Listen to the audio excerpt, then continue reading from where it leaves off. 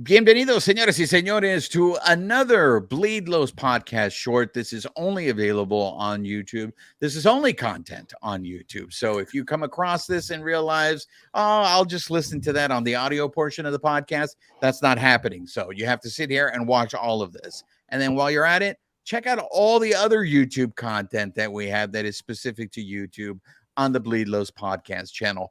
But joining us fresh from Washington, he was there covering everything, trying to bring you the best coverage that you can get here for not only the Bleed Lows podcast, but for Dodgers Beat. That is Cody Snavely. Cody, ¿cómo estás, amigo? How are you guys doing today? So, Cody, correct me if I'm wrong. I believed that the Dodgers played 9.5 hours of actual game in the last 2 days, but there was 6.5 hours of rain delay. Am I accurate there? Pretty accurate. Yesterday was, I think, a 4 to 5 hour rain delay. That pushed the game back from 4:10 Eastern time to around like 8:30. And then today there was a pretty much like an hour and 20-minute delay between in the middle of that fifth inning there. So it was definitely a lot more of sitting and waiting for the rain to go away, because that was the thing, is that they were just scattered rain and thunderstorms. So they weren't going to pull the tarp off just to have it come back on. So for most of them, they were just waiting for the storms to pass, which, I mean, that can take whatever amount of time, especially on the East Coast. So it was definitely a waiting game. But thankfully, they got to finish today's game and get yesterday's game played too, so they didn't have to do a doubleheader today. So, for those of you who are new, you can go ahead and some of you might not know, but Cody lives on the East Coast. So, Cody, are you used to these rainstorms, rain delays when watching baseball games? Because this is a complete shock to us out here on the West Coast. It just annoys us, that we have to wait to watch the Dodgers. I feel like the Dodgers come here at the worst time because there are rain delays on the East Coast. You're always going to get a bunch, especially in terms of like Washington, D.C. It's a lot more humid, a lot higher chances of rain and thunderstorms compared to like where I live, kind of closer to Philly. So that's what you kind of saw in the past two series that they've played in that area, where they played in Baltimore and there was rain. There was problem with the overnight tarp not being there for the final game of that set. And then Washington as well. But at least they were a lot more prepared, it seemed like. And a lot more other like media members said the same thing, like compared to what Cleveland was doing, compared to what Baltimore was doing. It was a lot more, it seems like they had a plan ahead of time. And they communicated really well with everybody there. So, and like I said, like this was the Dodgers' last road trip on the East Coast, so there was no way they could make these games up if they ended up getting rained out. So even Roberts knew, like everyone knew, the writing was on the wall. They had to get these games in at some point today and yesterday. So thankfully they got that in. Just out of curiosity, did you have access to any of these players during the rain delay? I mean, you're talking about a 4 to 5 hour rain delay for Saturday's game. I know they asked them, "What do you do?" I know James Outman said a lot of them sleep, a lot of them, maybe go get something to eat. But do you have access to any of these players to try to find out? Hey, got some time to kill. Why don't you talk to me? No, for as far as I know, that all that stuff was closed. Pretty much, I would say yesterday's rain delay was a lot more up and down because we saw them remove the tarp more than once and then immediately put it back on because rain started coming back. And even Dave Robertson, his post game, that they didn't really know when they were going to be playing, and that they were kind of surprised that like it ended up happening, just because at one point there it looked pretty bleak. There were a lot of storm clouds. The rain looked like it was still gonna keep the field. Like I took a picture of the warning track, and they were just like filled with like pools of water. So the fact that the grounds crew there was able to get the field in playing shape, and then they played a full game, was probably an accomplishment in itself for them. But no, it was kind of up in the air for everybody. Even Nationals PR and media and all that, they kind of didn't really have any answers to anything either. It was kind of us kind of judging the field for ourselves.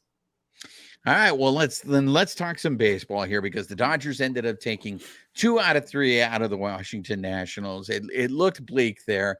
I want to start off though, because you saw Bobby Miller on Saturday, and Bobby Miller had a career high in strikeouts on Saturday with 8. However, he did give up 5 runs. So there were some moments there where Bobby Miller looked dominant and he looked good. And I know it was the Nationals lineup.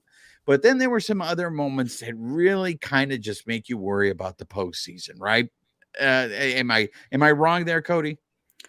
No. And that was kind of the thing that I myself asked him throughout the game, and then other guys asked him as well, is there's a couple things I could take away from that start. So going off the first is I asked Bobby, it seemed in the beginning of the game he was falling behind in a lot of hitters, kind of had to battle back in the counts, and the Nationals were being pretty patient. They were pretty stingy, taking the close strikes. Bobby himself even admitted that there was a couple calls that he thought could have gone either way. Roberts also alluded to that as well. But it seems that he made the adjustments to get more strikeouts, get ahead in counts, and put guys away. And the only other thing was he just made probably 1 or 2 bad pitches, and they ended up just leaving the yard, and that was pretty much the difference maker. Which it's a regular season game against the Nationals in September, but he knows that in October these types of things can't happen because they're just going to lead to losses. And Roberts, everyone kind of noticed. I tweeted about it when it happened, but it looked like I forget his first name, but Vargas for the Nationals, he took like a late time. And it looked like Miller was staring him down like immediately after that. I don't know if it was a late time, Cody. This is what I saw on TV. I think he took umbrage on that inside pitch, and he stared Vargas. I mean, he stared Miller down, and then Miller replied, "What? What's your problem?" So everyone was making a big deal saying that Vargas got into Miller's head on that. But you were there, so you tell me, when I saw that post game, it seemed like Miller was going out of his way to say, "No, that had nothing to do with it. That didn't get it." Yeah. What was the energy in the clubhouse when they asked him that question? I'm kind of glad I didn't ask that question because that was at the top of my mind. I think it was Bill that asked him that question, and immediately, obviously, he's never going to admit to it. Right. But based off of what we saw play out, it definitely looked like it got to him. And Roberts himself even said that there are some instances where Bobby lets his emotions get the best of him. He said that's probably the best part about his games because it allows him to be the fiery type of player he is, where he wants to compete. But he has to learn to kind of cool it down, collect himself. Because there was a couple instances, like I said, he was kind of getting squeezed on a couple calls that could have gone either way. And then the whole thing with Vargas, it kind of seemed like you said, he took exception with pitches inside. Immediately after that stare down, he threw 2 more pitches inside. Yeah. And then I guess he wanted to put him away. There was I think the last pitch was just a borderline ball. Yeah. And Miller kind of stared back at the home plate umpire thinking that probably should have been strike 3. Immediately, Vargas gets a pretty big lead, takes second. I think he ended up on third on that, on a wild throw. So it's kind of something I wrote about before when I argued that Miller should start game 1. But my biggest concern with him is just it seems like he kind of falls apart a little bit when runners are on. And that's kind of been something that everybody's kind of noticed. So that's something that he's definitely going to have to start working on. I think he's gotten better at it though, Cody, because I think, remember the Giants, and then what was it? The start right after the Giants, was it against the Astros? Yeah, it was the Astros. And I feel like it's exactly what you wrote. The minute he had runners on pitching from the stretch, he was just a different pitcher than pitching from the windup. Yeah, it's definitely one of those things where, because his delivery, even from the windup, it's not that slow. Like, he's still quick enough to the plate. But I rarely see him like kind of hold runners on. I rarely see any of these guys in the rotation hold runners on. The only one that probably has a decent pickoff move that's left in the rotation is Kershaw. Um, Other than that, it's kind of betting on, all right, well, like today's game, they kind of just let them take stolen bases. Like Barnes barely even wanted to throw to third, where I thought realistically he could have had a shot. So I guess that's just something that they don't really plan for or care about because they'd rather just either strike him out or I guess let that run score, like get the guaranteed out. But um, anytime there's runners on base, that causes a lot of things for a player. Like mentally, you see the guy on base. You don't want that run to score. Like Miller wants to prove himself, like because we're still having debates in like media for LA, like is he going to make the rotation? And now those kind of things that he has to be in the playoff Yeah. rotation due to things that happened over the past couple weeks. Um, but he still even admitted that like he wants to keep proving himself. He wants to get better. So I've definitely seen a lot of improvement with holding runners on. It also helps when he rarely does have runners on. It seems like he has a lot of clean innings. Um, but yeah, that's definitely something that I would keep an eye on as he makes his probably next like 2 to 3 starts to close out the year.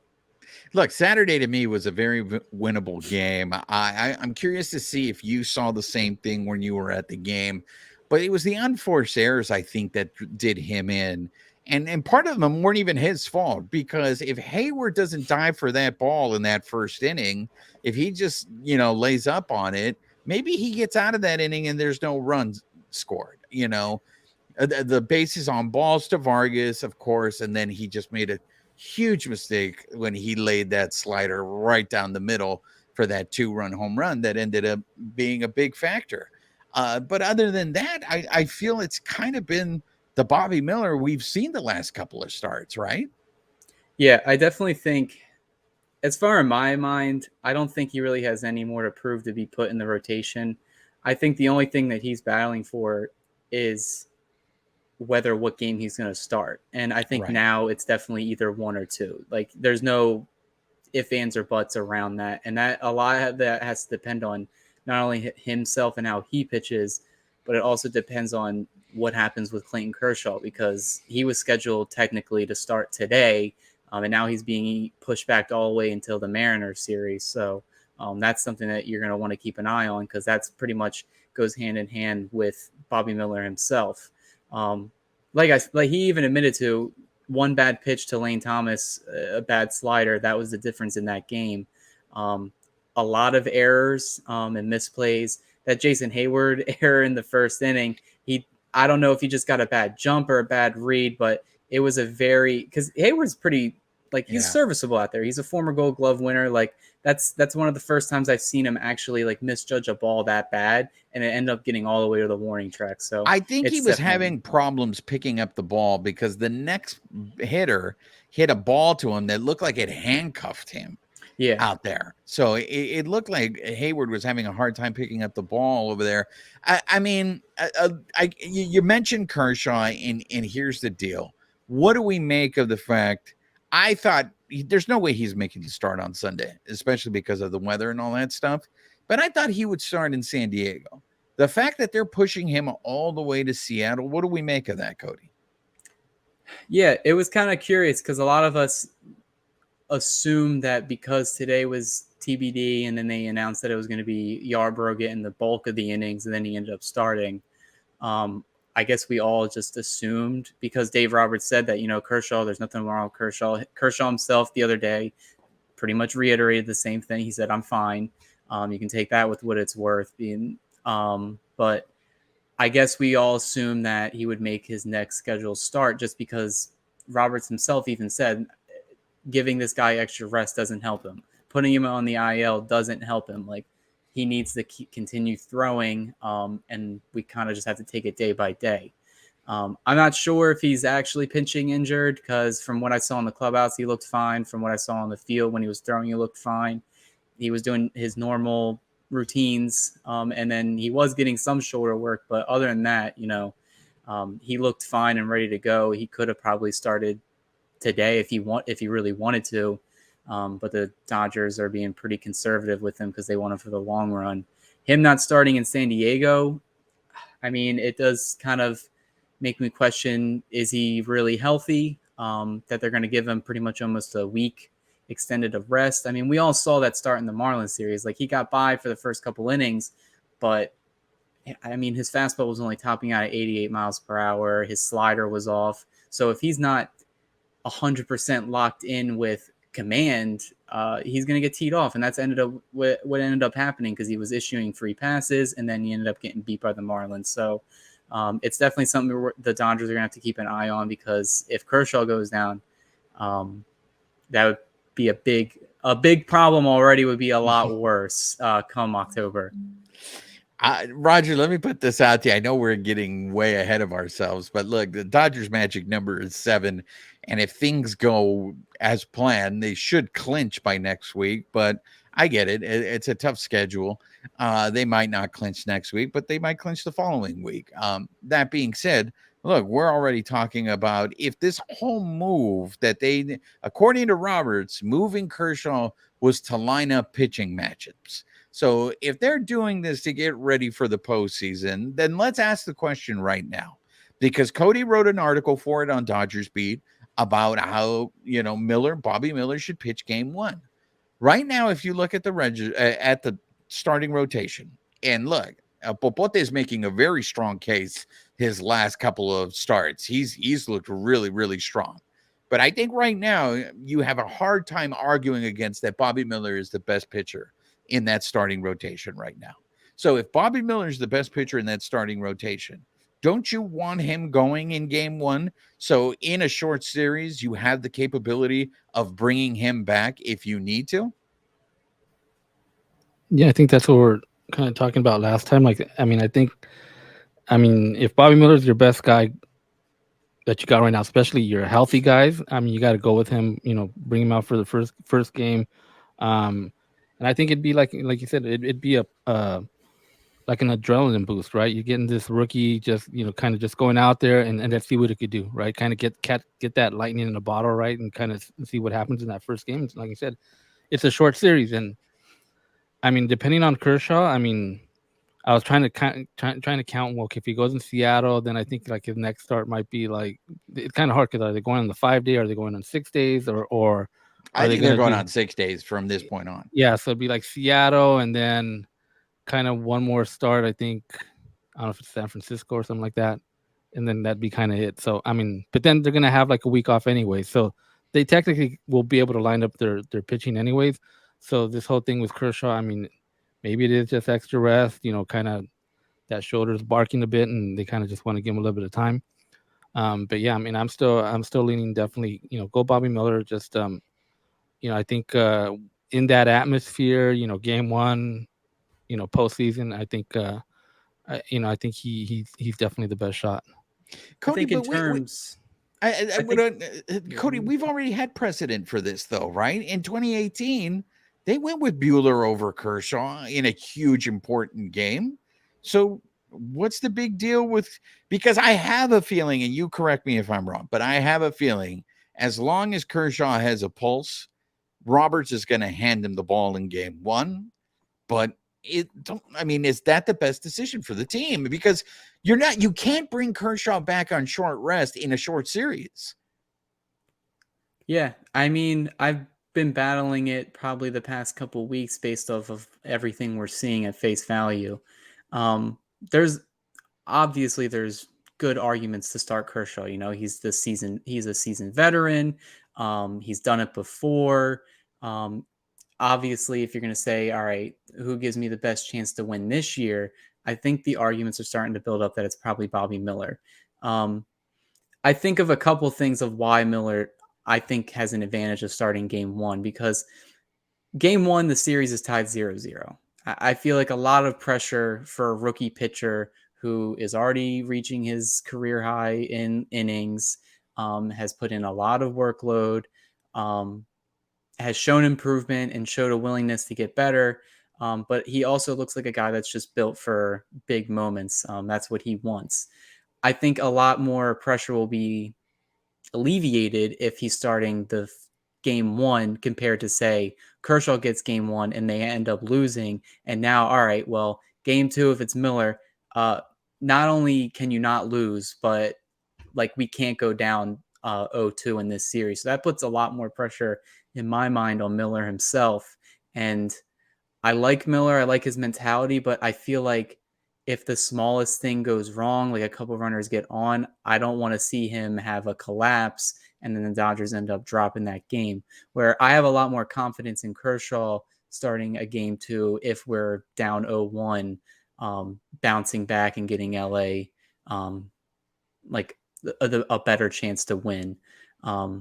It's just honestly up with whatever Dave wants to do. I mean, if Kershaw is healthy enough, I'm like 50-50. They probably will go Kershaw Miller, but I think it has to deal with, one, how Kershaw pitches these final couple weeks, and then two, what their overall plans are for Miller. So it'll be interesting to watch.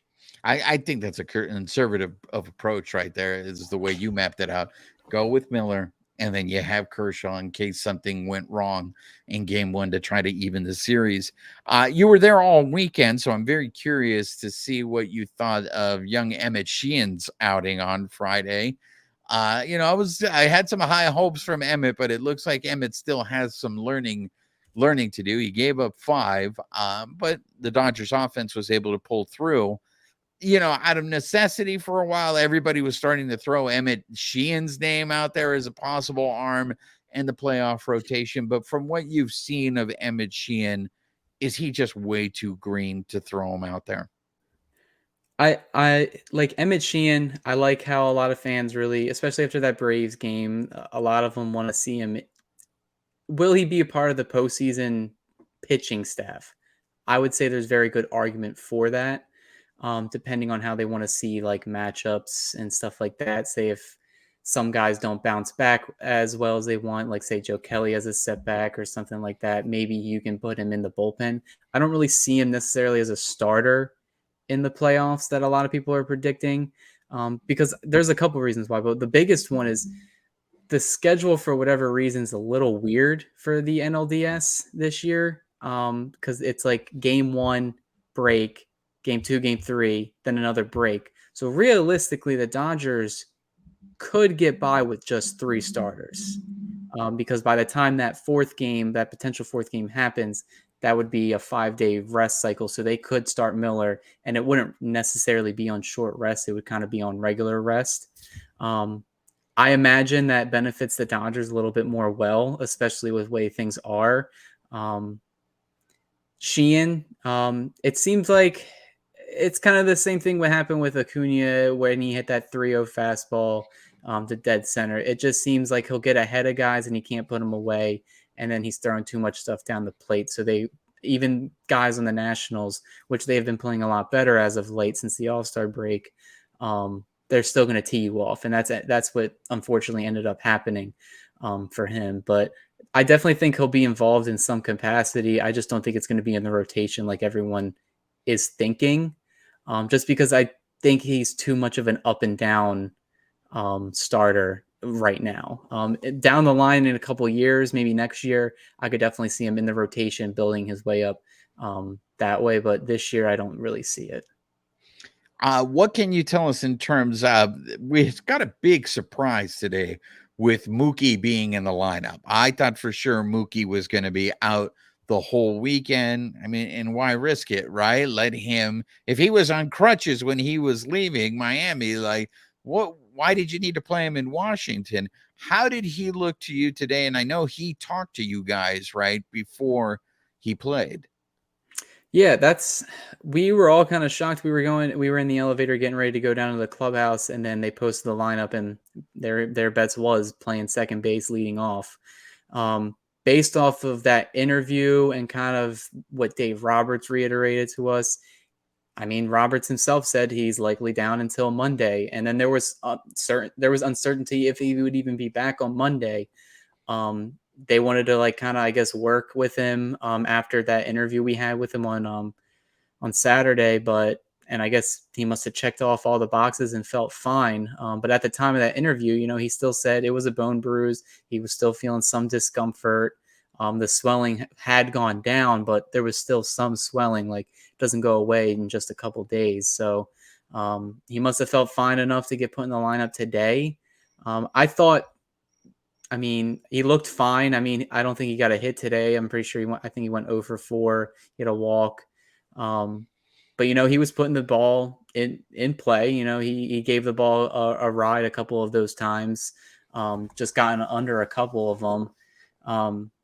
He looked fine around the bases. It did look like on some defensive plays, there was like a ball that I think in like the first or second inning, like maybe he could have dove for at, but maybe just because of the way the weather was, you don't want to like slip, fall, and injure something else. So I'm surprised that they started him today, just because I feel like if the plan was to just keep him rested, especially like how I said, how the weather was, like whenever it's rainy like this, the grass doesn't dry immediately, and neither does the infield dirt. So risk of injury just goes up exponentially. So if he's already hurt in one part, why would you force him out there? But he definitely wants to get back out there and play. So it seemed like he was just ready to start helping the team again. Did anybody get a chance to talk to him after the game to see how he was feeling? No, he was gone. No show.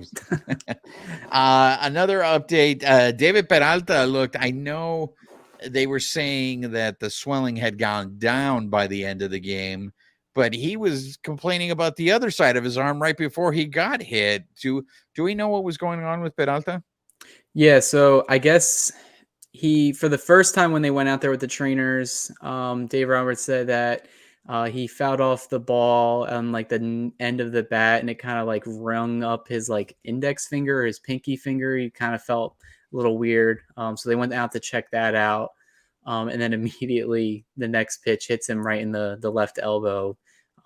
They saw the seams of the baseball on his skin, and it swelled up like pretty well. So he said he's fine. It was just a regular elbow contusion, just a little bruised. He expects him to probably be in the lineup. If not tomorrow, he'll definitely be back out there Tuesday. There you have it. Babyface, do you have anything else for Cody so we can let him go so he can actually get some rest from his hectic weekend in Washington? No, just a great job. All that, he went out there for 2 days, covering the team. And probably the longest 2 games. I think in that time, he probably made up enough time to catch up with us, like what we've done this year at the stadium. He was out there for, pretty much like 12 hours yesterday, and then the day before. So a lot of stuff. All the videos, all that stuff that he took, it's up on our YouTube page. So go and check it out. All the post-game, pre-game interviews are up there if you want to catch up on stuff. So yeah, but good job, Cody. Last one before I let you go, Cody. I feel like this guy's gone under the radar and he's not getting enough credit. The stuff that Ryan Yarborough's been doing for them. I know the last couple of outings, it's only because he was so perfect before, but the last couple of outings, he has given up some runs, but this dude gives them innings and he seems to save the bullpen. And I know he's going on paternity leave this week and he's not going to be joining the team again until Seattle, but what have you seen with Ryan Yarborough? And is that one of those, again, those acquisitions that Andrew Friedman got that he deserves more credit for? Yeah, I remember on the trade deadline episode we did together, he was like one of the late additions that we saw. And I said, there goes Andrew Freeman, like digging into the toy box, a former Ray. So there's the connection there. He's definitely kind of he's not going to blow anybody away. He doesn't throw hard. He kind of is like Rich Hill-esque, where he would rather get you looking foolish, because he had a lot of the left-handed hitters on the Nationals today looking pretty foolish on some of their swings with his off-speed stuff. But it's definitely a good acquisition just because he gives not only the bullpen length, but he's basically like a hybrid starter. He was a starter for the Rays earlier in his career until he got moved to the bullpen, and then for the Royals, he went there and he was mainly a starter until they moved him to the bullpen after he was injured. Obviously, the Dodgers saw some type of potential in him, and he's pretty much been better than advertised for what we've needed, especially with all the injuries and the pitching that we had. I mean, even with guys like Lance Lynn not being 100%, I mean, we discussed it in that episode plenty where, I mean, there wasn't really many options out there, but it seemed like the Dodgers kind of got the best ones that were available. Like, I mean, even guys like Lucas Giolito, like those are the guys that Dodger fans were hampering us for. That's who they needed, and he's played for not just one team but two teams since the trade deadline. So you can never predict those things, but you'll always have some unsung heroes. But he definitely is going to be a big part if they're going to go on an October run. He's got to be doing what he's been doing for us now. Have you already hit the panic button, or are you waiting to hit the panic button on Lance Lynn? I kind of agree with him in his post-game comments where he said, once you give up like the 30 home runs, who cares how many you give up? Because honestly, there is some truth to that. Like, obviously, you want him to improve it. But I think the way the Dodgers are going to handle him specifically isn't going to be what they've been doing now. Like, we said that, he's a guy that eats innings, and that's what the Dodgers desperately need. So if he's going to go out there and pitch 7 innings but give up 5 runs in the process, they're going to take that as a win just because their offense they trust enough to get back in games. Obviously, in the playoffs, you can't always count on your offense doing that. And we've seen time and time again the Dodgers offense can suddenly go on a cold streak. I definitely think the leash is extremely short come playoff time. And it really is just situational based. Like if they get a 2-0 series lead in the division series, I would say you probably would see him start game 3, maybe piggyback with Yarbrough or Pepio. But if it's a 1-1 series, I think Ryan Pepio's kind of shown that he probably deserves that start more than anybody. And it's a small sample size, but I've heard everybody that covers the Dodgers kind of just reading articles. He's in really great shape. His changeup, which was talked about a lot when he was in the minor leagues, he's finally mastered that, I feel like, at the major league level, because that start against the Marlins, they were looking foolish in a lot. Like they were putting the ball in play, but he was causing a lot of weak contact. Like even on that Josh Bell hit, like just snuck it straight up the middle. It wasn't like a double in the gap. Like it just was a line drive that was hit on the ground, worm burner. So I definitely think there's room for competition between these guys. And I think the Dodgers are going to have to take it day by day, game by game, situation by situation. So, I mean, it's not all on Dave Roberts. They're all collectively going to have their hands on how this pitching rotation looks out. But that's the only question for me, honestly. Other than that, I feel like the team's really solid. I feel like the bullpens definitely came into their own compared to what we saw at the beginning of the year. Having a couple guys like Walker Buehler getting shut down, like a lot of people were kind of shocked by that because he had his rehab appearance. And the lineup itself, 1 through 9, like Freddie Freeman and Mookie Betts, like when they're on, like they each have almost an OPS over 1. So that's elite. And if the rest of the team can carry them, they should be fine. One last thing, because you've been around the team before Babyface or I get to be around the team. Any remnants, any impacts of the Julio Urias news around that team?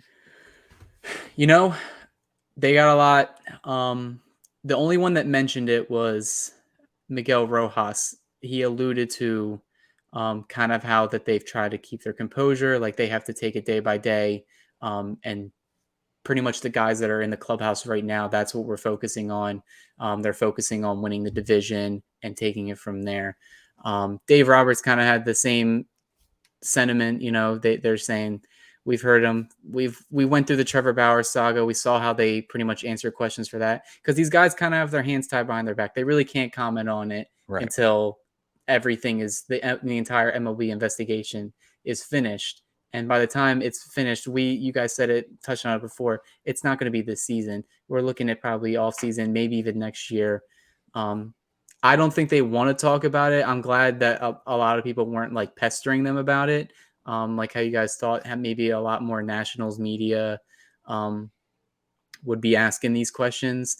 But I feel like the sentiment around the clubhouse, Dodger fans, like they don't really tolerate this stuff. And the Dodgers themselves, they already showed that with the whole how they handled the Bauer situation. So to continue asking them questions and pestering about it, I just feel like it's mute at that point. But I definitely think, he was a big part of the team. He was a big part of the plans moving forward. I mean, a lot of guys wanted to see him re-signed, and that was a possibility. But I would say it's pretty much over now. Was there a spot for him in the locker? No. In the club? No. Okay. There was one empty locker, but no number there. So maybe that was where his was supposed to go. Yeah, I'm curious because out here they I don't know if you saw the picture. They've already supposedly covered the tarp. Now I don't know if that tarp was covered because there was an event at Dodger Stadium this weekend. I don't know if that mural will still be covered by the time the Dodgers play the show pods on Monday. But that's interesting. And then because usually most players when they out, they still hang up their jersey there in front of their locker. So when they get back to Dodger Stadium, I'm very curious to see what they do with his.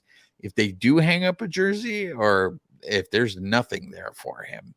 But it's good to hear that it's not affecting the team, that they're still they took down 2 out of 3. I thought with all the stuff that they went through, the way they looked in Miami the first 2 games, I thought for sure they were going to lose 2 out of 3 because that game on Saturday, they shouldn't have lost that game. But they found every reason possible to lose that game. Yeah, it's definitely one of those things, I think it affected them a lot more in the Marlins series than it did this series, just because it's immediately after it happened. He was scheduled to start one of those games. They had to thankfully they had someone that was already ready to fill in that void. We kind of been seeing Ryan Pepiot play limbo with his roster role these past couple of days. But now I feel like for him, if there's anyone that benefits out of the situation, it's him, because now he actually has a spot in the rotation. And the Dodgers are definitely going to lean on him to get those starts.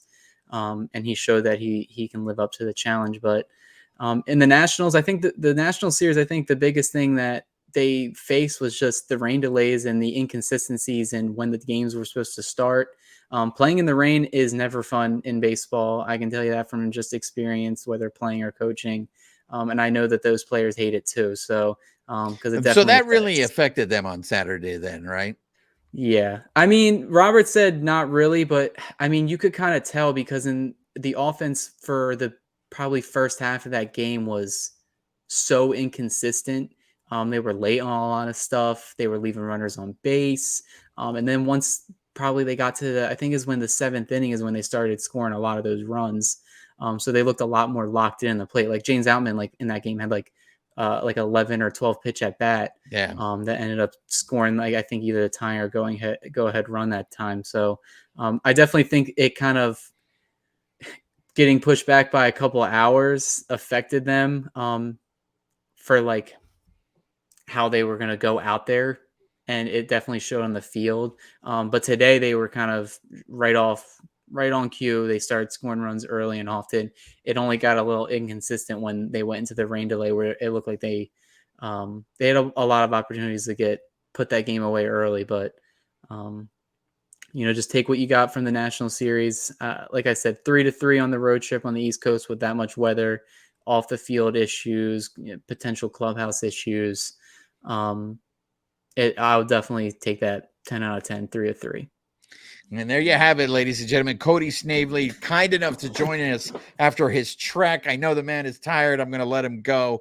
But you can check out his stuff not only at Dodgers Beat, but you can check him out at the Diamond Club. Where else can our listeners, our viewers find your material, Cody?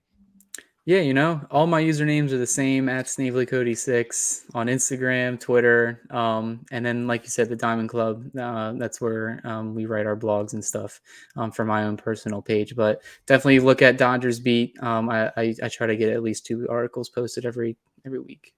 So if we make another East Coast run, if for some reason we don't end up in Atlanta, but we end up in Philadelphia, be prepared. It looks like Cody Snavely might be providing some Dodger coverage for us from Citizens Bank Park.